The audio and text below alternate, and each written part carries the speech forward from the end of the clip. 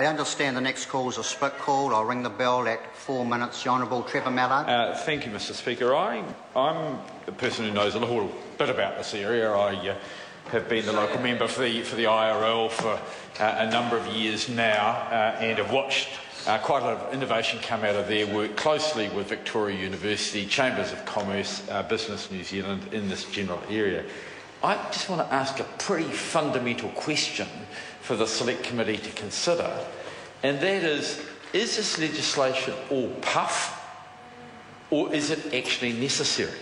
The question that I want to ask is there anything in this bill that we are being asked to consider that could not be done without this bill?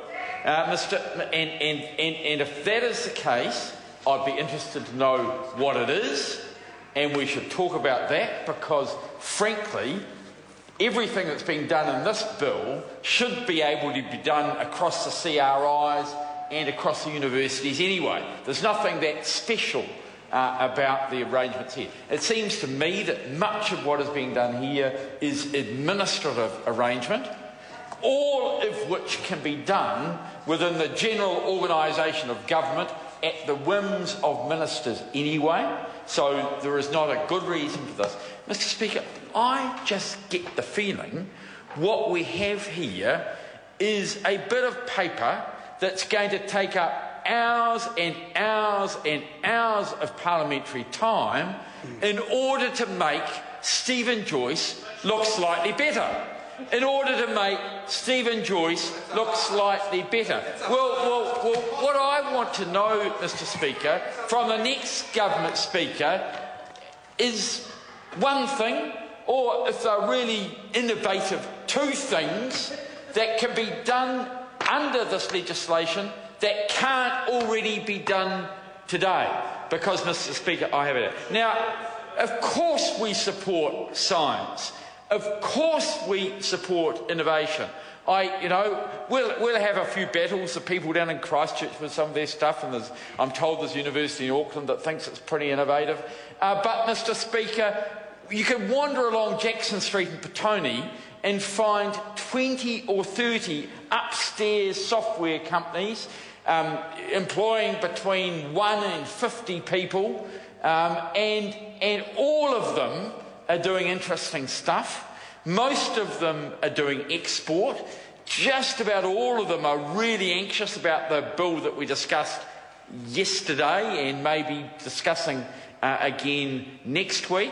Mr Speaker, you go onto the IRL campus and you find about 20 different companies that are doing exciting stuff, things which are spin-offs. I want to acknowledge the work that Sir Stephen Tyndall and others have done. And I want to say, if there's one thing that's pretty important here, it's not this, but it's capital, and getting the capitalisation systems right in order to hold ownership of these companies in New Zealand is important. There's one little company called My Syntheses, which has developed, people will find this relatively hard to believe, a product that comes out of sheep's wool.